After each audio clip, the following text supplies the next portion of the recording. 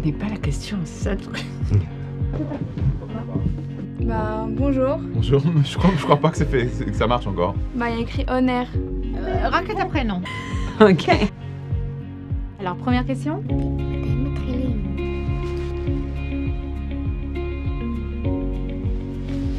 On en prend une chacune du coup. On va commencer. Vas-y. Alors.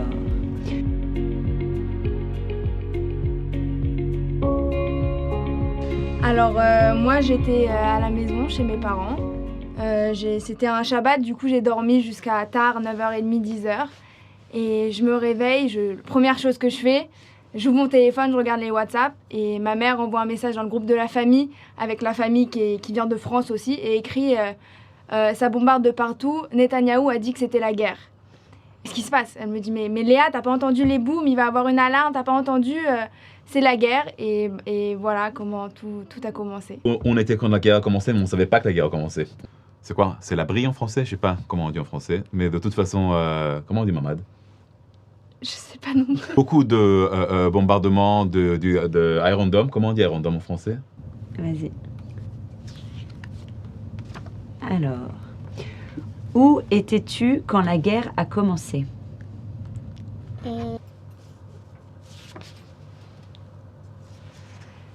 Quand la guerre a commencé, j'étais chez moi et je m'apprêtais à sortir pour aller à la synagogue.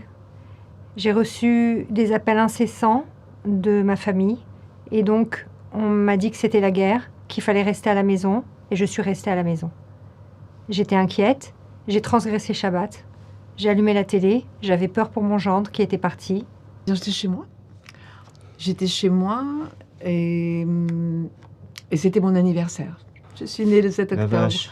Donc en fait, on avait, heureusement que la veille, on avait fait une petite fête. Et puis le lendemain, on avait prévu une journée un petit peu spéciale. Et nous avons été réveillés par les alertes. Moi, j'étais à la synagogue. En fait, c'était Simchat Torah. Mais je pense toujours qu'on ne savait pas exactement ce qui se passe. Oui. Bon, on savait qu'il se passe quelque chose. En plus, c'était synagogue, il n'y avait pas de téléphone, il n'y avait pas... Donc, on ne savait pas exactement ce qui se passait. Mais si on savait, on ne serait pas là. Oui. Et je me souviens avoir eu le même sentiment que le jour des attaques terroristes au Bataclan. Ouais. Je me rappelle que c'était pareil. Ok, alors moi j'étais chez moi, à la maison. Je venais de me lever. Et tout d'un coup, j'entends un grand boom.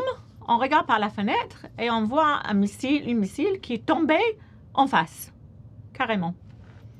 Moi, j'étais en vacances à Eilat. C'est dans le sud du pays. Et tout d'un coup, on revenait des prières. C'était fête de Simchat Torah, une des grandes fêtes juives qui est au début du mois d'octobre, le 7 octobre. Et toutes les prières se sont arrêtées et nous avons suivi les infos à la télé pour voir qu'est-ce qui se passait. Et en Israël. Donc quand la guerre a commencé, on était ensemble à la maison. Et en fait, on avait fait une pyjama party.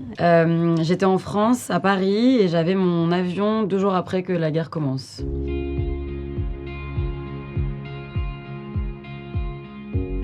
Dans notre communauté, en fait, israélienne, je crois que non. Et au contraire, qu'est-ce qui va nous retenir justement pour parler des sujets qui nous paraissent même difficiles? On a envie d'en parler. Je dirais le contraire. Ouais. Par contre, parler avec des gens à l'extérieur de notre communauté, là, je sais pas. Waouh, on a plein. Il y a plein de sujets tabous. En Israël, je pense qu'il y en a un peu moins, mais moi, je parle plus de sujets tabous, par exemple. Quand je parle à des amis en France, on a peur de dire des choses qui sont mal placées. En fait, on a peur de leur réaction aussi. Dans cette période, on a besoin que tout le monde soit avec nous et qui voit en fait l'horreur du 7 octobre et qu'est-ce qui se passe depuis le 7 octobre. Du coup, il y a beaucoup de choses qu'on ne dit pas, même si on le pense. Pour moi, c'est un peu le contraire. Parce que pour moi, il n'y a pas de sujet tabou. parce que pour se faire comprendre et pour comprendre les autres, moi j'ai le sentiment qu'il faut parler sur tout. Ça veut dire que oui, je parle à tout le monde à propos du 7 octobre. On ne peut pas ne pas parler du 7 octobre, d'un côté. Et de l'autre côté, il faut être prêt à parler de la souffrance palestinienne parce qu'elle existe. Je pense que s'il y a des sujets tabous, c'est tous les sujets qui ont à voir avec la vie normale. Avec, je sais pas, parler des vacances par exemple. Il y en a tellement, tellement de sujets tabous. Tout est devenu tabou. C'est incroyable. D'abord, déjà, comme je l'ai dit, la situation dans les campus. Donc, il y a même énormément de sujets qu'on essaye comme ça de contourner. Mais oui, il y a les sujets comme l'antisémitisme, bien sûr, qui a refait surface et qui est devenu encore plus grand et plus fort qu'avant. Il y a bien sûr la situation en Israël, et, les amis qui sont soldats, même la question des kidnappés, qui normalement est une question de droit humain, qui concerne toute l'humanité. Même ça, moi, je pense que c'est devenu assez tabou.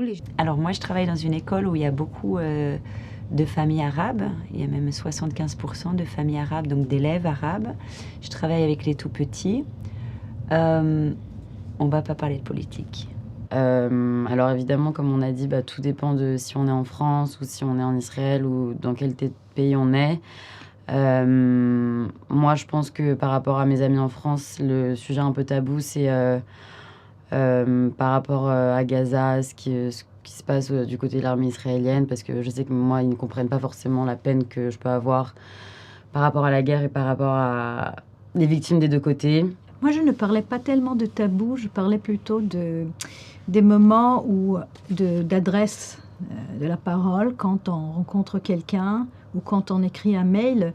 Il faut toujours être très très prudent. On ne sait jamais si la personne a reçu ou vient de recevoir des mauvaises nouvelles, si elle a perdu quelqu'un, si son fils ou sa fille sont première ligne à Gaza, etc. Donc, du coup, c'est là que je ressens un peu les choses où il faut être bien plus délicat quand on interagit avec quelqu'un.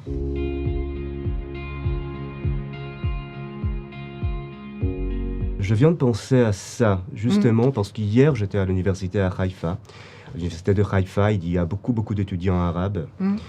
Et là, j'ai pensé, qu'est-ce que ça leur fait de voir ça à l'entrée de l'université, même à l'entrée de la bibliothèque. Ils ont fait, avec des couvertures de livres, ils ont fait ce slogan-là, « Beyachad nenatzeach », ensemble nous gagnons. Et j'ai pensé que peut-être, oui, si on pense, oui, ensemble nous gagnons comme armée, c'est ensemble nous détruisons les... Ça, c'est nous gagnons à Gaza. Pour ça, peut-être, c'est un peu difficile pour eux de s'identifier. Mais si on pense à ça un peu plus généralement, ensemble nous gagnons sur cette horreur, ensemble nous gagnons sur cette barbarisme, ensemble nous gagnons pour la vie. Et je crois aussi que c'est une référence au mois que nous avons passé précédemment, c'est-à-dire où le pays en effet était divisé, même très très divisé, profondément divisé, en raison de cette réforme judiciaire. Et peut-être aussi, la troisième chose, c'est peut-être de penser, ça ce serait un peu ce que tu dis, et positivement, de dire, ensemble, c'est aussi toutes les populations d'Israël. Ouais. C'est-à-dire les Juifs, les Druzes, les chrétiens, les Arabes. Israël. C'est vraiment israélien de dire ça, et c'est très émouvant. On peut pas voir ça dans un autre pays.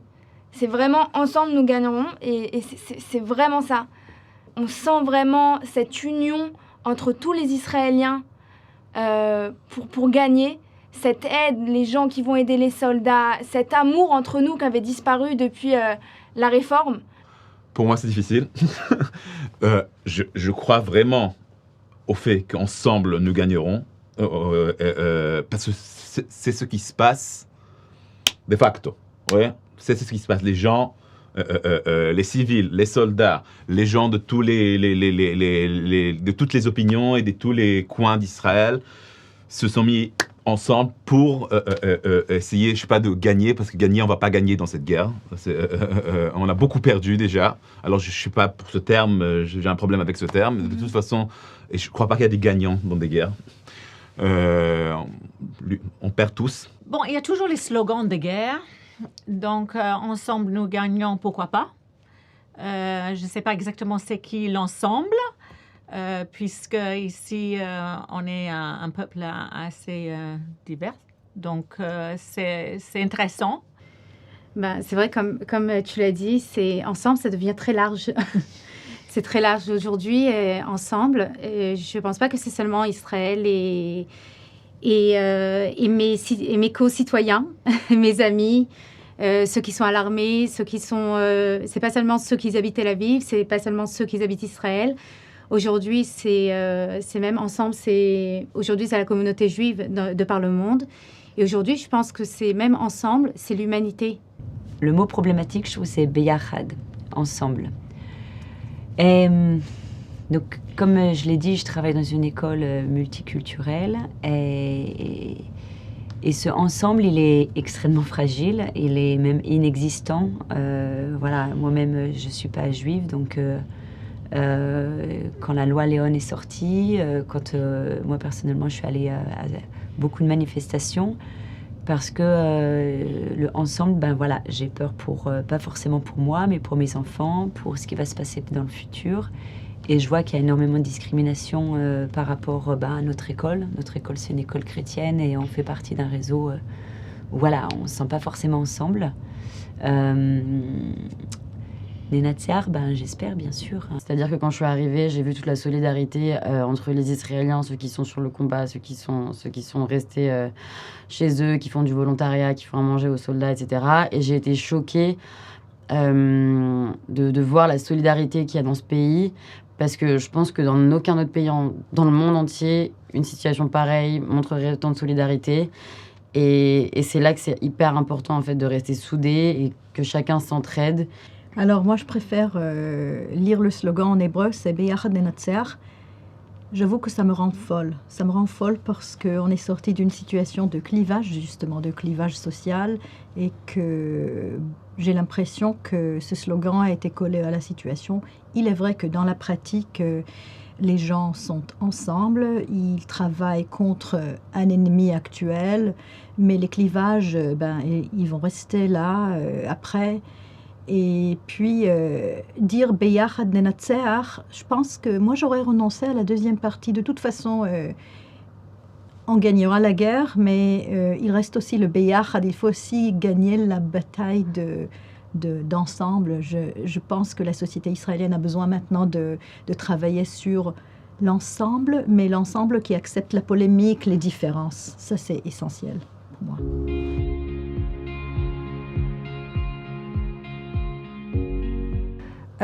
Je pense qu'il est important de les diffuser auprès de certains cercles, notamment les cercles dirigeants, notamment les journalistes, notamment des organismes importants comme l'ONU, où il y a une diffusion aujourd'hui.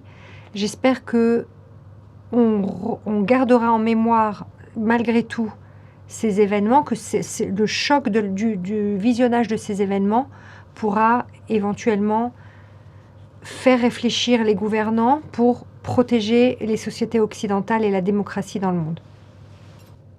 Je pense que oui, il faut les diffuser. Et peut-être pas à tout le monde et dans n'importe quelle condition, en fait. Le fait de les avoir diffusés récemment à l'Assemblée nationale en France, c'est nécessaire. Parce que les gens sont atteints de cécité. Donc, oui, il faut ouvrir les yeux.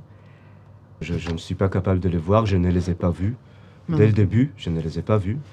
Je me suis dit que je ne veux pas faire ça à moi, que c'est assez douloureux comme ça. Voilà, c'est ça. Il suffit de voir le titre de vidéos pour ne pas les regarder. C'est une question très difficile. Je sais que partout dans le monde, ils se posent la même question. Parce que les diffuser, c'est tellement horrible, c'est tellement un massacre, c'est tellement inimaginable. Les gens qui l'ont pas vu, ils peuvent pas s'imaginer qu'un humain puisse faire ça, en fait. Et ça peut, si des gens le voient, émotivement, ça peut leur faire vraiment du mal. Mais je pense quand même de diffuser les images, c'est extrêmement important pour montrer que le Hamas, ce sont des terroristes et pas de la résistance. Et donc je suis très très mitigée sur ce sujet. Non, on n'a pas diffusé, mais tout le monde l'a vu. Moi, je parle avec tout le monde. Je parle, comme on dit, j'ai dit tout à l'heure que je suis enseignante. Donc, j'entends les élèves. Je ne rentre pas trop dans leur conversation, sauf qu'ils me demandent. Et puis, si on lit la presse étrangère, les images sont là aussi. Donc, je pense que c'est un petit peu... on diffuse sans diffuser. Alors, je diffuse. Je dois dire que je diffuse, parce que c'est une obligation aujourd'hui. Mais je diffuse des fois même sans regarder, parce que j'ai du mal. J'ai du mal à regarder les images, j'ai du mal à entendre les sons, j'ai du mal. Et donc, je ne regarde pas, je partage, je sais de quoi à peu près il s'agit. C'est les mêmes horreurs en fait. Donc c'est une obligation aujourd'hui de partager le plus possible, que mes amis en France, mes amis de par le monde le sachent, ce que nous avons vécu le 7 octobre. Mais je dois dire que maintenant, pour mon bien-être à moi, je ne regarde pas tellement. Question piège. C'est une question piège. Et moi, j'ai fait l'erreur ou pas l'erreur au début de tout regarder. J'ai passé des heures sur mon téléphone. Je voulais me faire souffrir, entre guillemets. C'est assez bizarre, mais c'est ça. Je voulais absolument tout regarder. Je regrette au début de les avoir regardés, mais au final, je pense que c'est important de montrer la barbarie et la cruauté de ce qu'a fait le Hamas. Et là, justement, la vidéo faite par Israël a été montrée, de 45 minutes, a été montrée, il me semble, à l'Assemblée nationale et à l'ONU hier. Non, il ne faut pas montrer les vidéos du Hamas.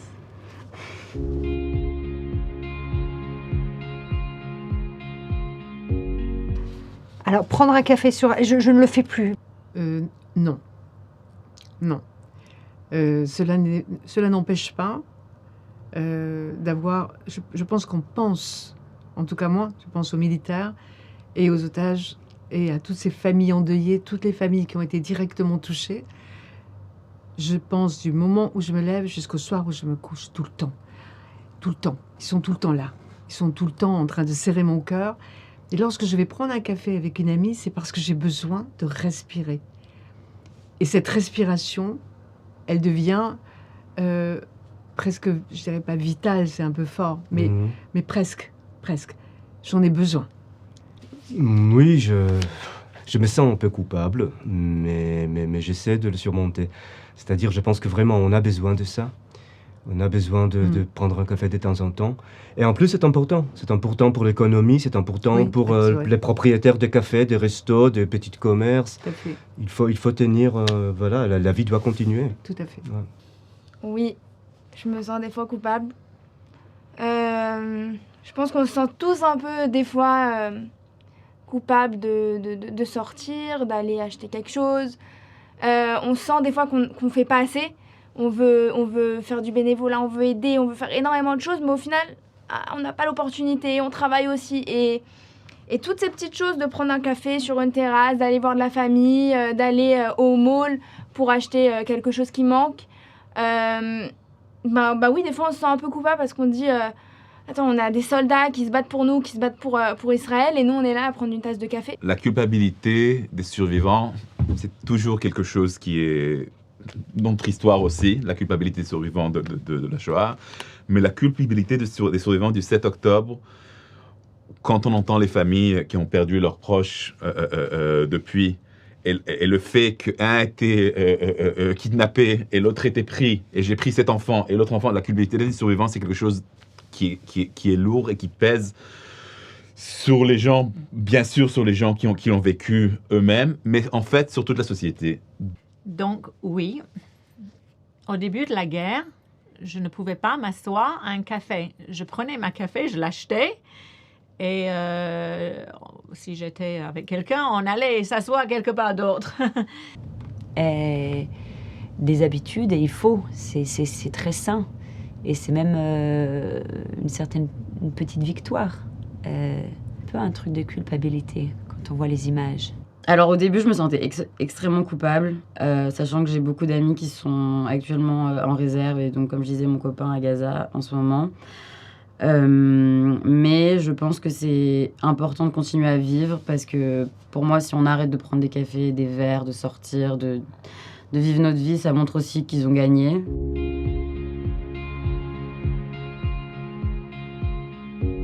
Et donc, j'ai commencé petit à petit à me parfumer, faire attention à mon apparence, m'habiller, me maquiller.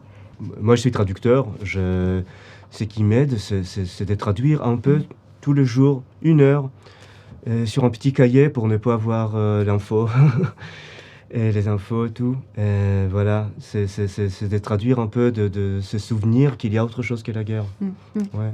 Là où je trouve un peu de normalité, c'est que tout d'un coup, la situation familiale a changé. Ouais. Et par exemple, alors que j'ai des grands-enfants, je les retrouve chez moi, en tout cas le soir, parce qu'ils ont besoin d'être là. Ouais. Et finalement, cette normalité, c'est de refaire à manger, de reprendre le goût de leur faire à manger. Donc, ce sont des choses normales, les courses. Mais moi, je sais que je n'ai pas encore retrouvé cette normalité avant le 7 octobre. Et je pense que cette normalité-là, dont je parle avant le 7 octobre, elle va jamais réexister. Je pense que chacun, à sa façon, lutte pour retrouver une sorte de normalité, parce qu'on ne peut pas encore la retrouver, puisqu'on est encore dans l'événement.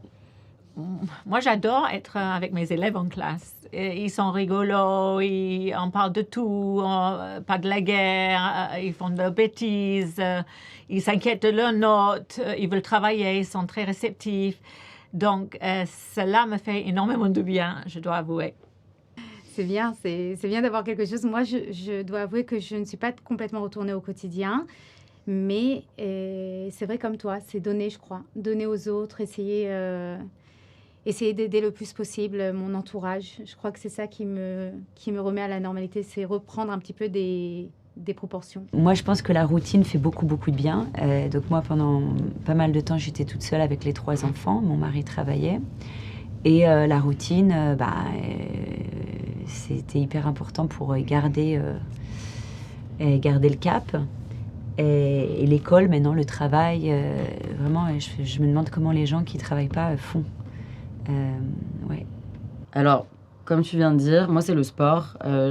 J'ai commencé à me mettre au sport justement avec la guerre, parce que j'en avais besoin juste d'avoir une espèce de routine où je me dis, bon, tous les jours, il y a au moins une chose que je fais la même chose, et c'est ça. Donc, j'essaye d'y aller, de faire du sport tous les jours. Pour moi, c'est vraiment essayer d'avoir une routine qui amène un peu de normalité. Je pense que c'est ça, retrouver la routine. J'essaye de ne pas trop écouter la radio. Essayer de s'épargner de tout cela, c'est ça qui me permet de préserver ma normalité.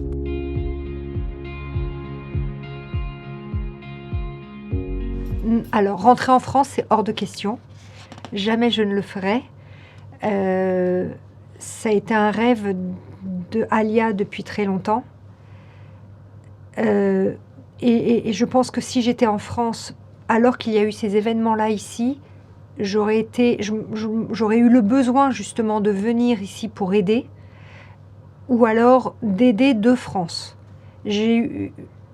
Voilà, c'est tout. Non, rentrer en France hors de question, non. Non, absolument pas du tout. Non, je pense pas rentrer en France. Et c'est vrai qu'il y a beaucoup d'amis français et de familles qui disent « Mais vous voulez pas rentrer en France, vous serez mieux, venez chez nous ». Mais en fait, on ne veut pas, on se sent bien ici et on se sent protégé. C'est difficile à comprendre, mais je partirai pas. Et sûrement pas dans cette période. J'ai l'impression que c'est de mon devoir de rester. Même si des fois je me sens que j'aide pas du tout et que ça sert à rien. Moi j'aime Israël. Je suis bien en Israël.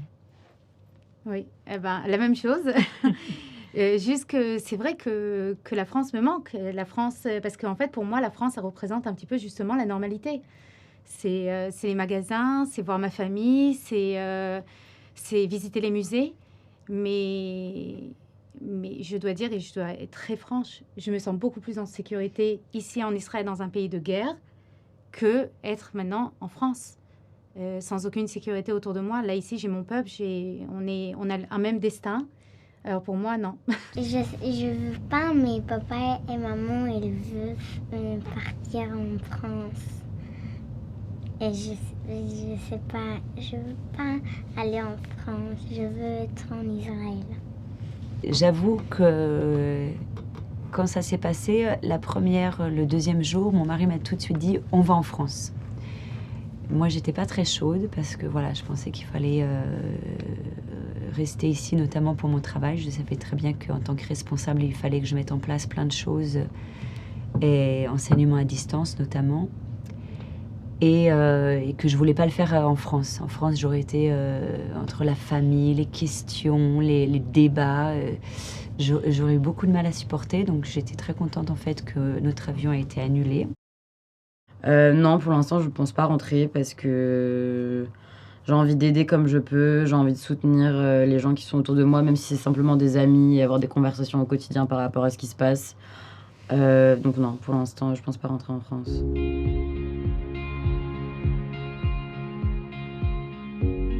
Il n'y a plus de droite, il n'y a plus de gauche, c'est vrai. Et ben, c'est peut-être l'occasion de trouver un consensus, peut-être l'occasion de créer une voie intermédiaire qui puisse convenir à toutes les tendances, ou au moins rassembler un maximum de personnes, aussi bien de tendances politiques différentes, comme des gens de droite ou de gauche, ou alors de communautés différentes, comme des religieux, des chilonimes, des druzes, des arabes israéliens. Oui, mais pour moi, si, il y a une droite, il y a une gauche. Et oui, on est tous, on combat ensemble, on fait tous la guerre ensemble. Mais si, il y a la gauche, il y a la droite, et c'est très important, c'est très bien qu'il y a la droite, il y a la gauche. La droite et la gauche, elle existe toujours, et c'est pour ça aussi que le peuple israélien était si mitigé, si en conflit en fait, parce que voilà, la gauche pensait comme ça, la droite pensait comme ça, et on était en conflit jusqu'au 7 octobre. אין ימין, אין שמאל, זאת סיסמה. וכמו כל סיסמה, יש לה מורכבות. ברור שבשעה שכולנו ניצבים ביחד בפני אויב אכזר, בפני סיטואציה קשה, כל הדברים צריכים להיות מכוונים למטרה הזאת, אבל יש ימין ויש שמאל. C'est pas vrai. Je pense que ce n'est pas vrai. Mais bon, encore, c'est une question qu'on ne peut pas trop en parler en ce moment. Ce n'est pas le moment. On va reprendre tout ça après. Ça va être très intéressant. Je suis très inquiète aussi. Mais en ce moment, on est dans la guerre. Les soldats doivent faire ce qu'ils ont à faire.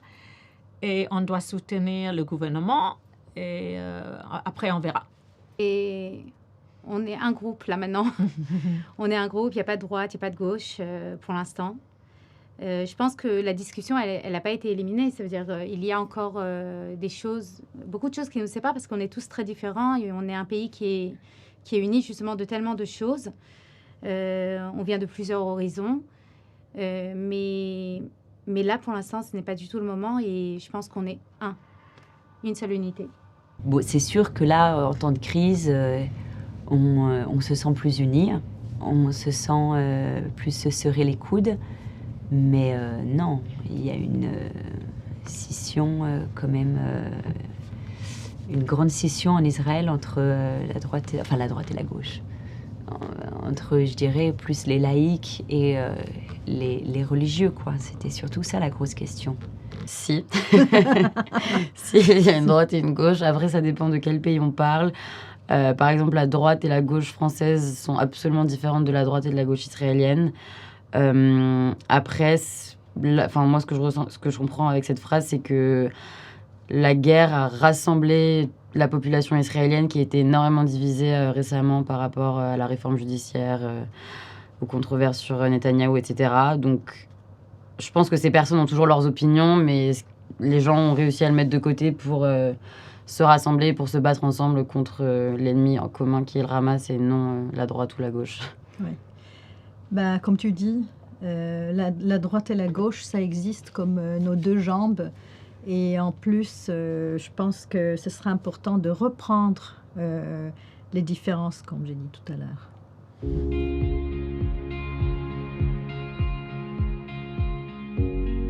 Je ne sais pas ce que ça sera après la guerre. Je pense que notre vie sera complètement différente. Et je pense que il faudra revoir et repenser la société et les rapports que nous avons entre nous. Après la guerre, j'aurai une grande soif de vie. Quelque chose de très vivant. Voilà. Ce que tu viens de dire maintenant. Ouais. Ce que tu viens de dire maintenant, voyager en Provence, dans le Luberon, et s'allonger par terre, les bras en croix, au milieu des vignes. Voilà. On fait la même chose, voilà. On va partir ensemble, Roselyne. Voilà. On part ensemble en Provence. Voilà. Oh, j'arrive pas à imaginer, en fait, après la guerre, parce qu'on ne sait pas quand ça va se terminer. Et du coup, c'est très dur de se projeter et de penser après, en fait. C'est très, très difficile. Même les choses qu'on pensait partir en voyage, faire des choses comme ça. Maintenant, on ne sait même plus si on va les faire. Et en réalité, on n'a même plus trop envie maintenant dans cette situation. C'est bizarre que c'est une question qui est très difficile à... On n'arrive pas à y penser. Mm-hmm. Que ferez-vous après la guerre? On n'arrive pas à y penser. Qu'est-ce qu'il faut faire après la guerre? Il faut aider chacun de son côté à reconstruire une société israélienne qui est meilleure que la société israélienne d'avant le 7 octobre. Moi, je pense que la première chose que je ferais, c'est aller à la plage. J'habite juste à 5 minutes de la plage. Et je n'ai pas été encore une seule fois parce que j'ai peur de rentrer dans l'eau et qu'il y ait une alerte. Alors, et comme il y a beaucoup d'alertes vers Tel Aviv, donc là, pour l'instant, ça me fait peur. Donc, je pense que la première chose, mais vraiment quand la guerre sera terminée, quoi, c'est-à-dire quand il n'y aura plus d'alarme et que nos kidnappés, les personnes qui manquent seront de retour, parce que là, je ne me vois pas du tout faire quelque chose aussi banal que d'aller à la plage et de faire quelque chose pour moi-même. Maintenant, c'est que pour eux et pour qu'ils reviennent à la maison. Je veux faire des choses que libérer. Que maintenant, dans la guerre, on ne peut pas aller, je ne sais pas où, mais aller quelque chose qu'il n'y a pas un Merhav Mugan. Après la guerre, moi, personnellement, je vais absolument aller un peu en France.